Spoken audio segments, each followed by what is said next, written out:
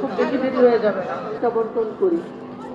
আগে যেটা প্রত্যেকে আলাদা আলাদা দিয়ে দিতেন, এখন আমরা ভালো নিয়তেই সেটাকে একসাথে করে ফেলছি, যে সমাজের সবার থেকে নিয়ে একসাথে করা হবে। এরপর যারা চায় এবং যারা খারাপ আছে সেটা হলো যে অনেক ক্ষেত্রে দেখা যায় যে আমরা যারা থেকে একটু দূর করে আনি, যা তুমি এত বড় গরু দিচ্ছ, একটু দাও, দিবা না কেন, একটু বেশি করে দাও। আমরা এই কাজটা কোনোভাবে এরকম না হয় যে সে বাধ্য হয়ে দিচ্ছে, এটা যেন কোনোভাবে না হয়। আমরা ইনশাল্লাহ এই জিনিসটা খেয়াল রাখবো।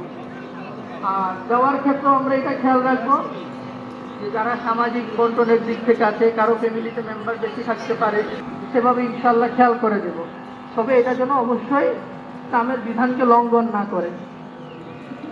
ঠিক আছে ভাই, কি বলেন?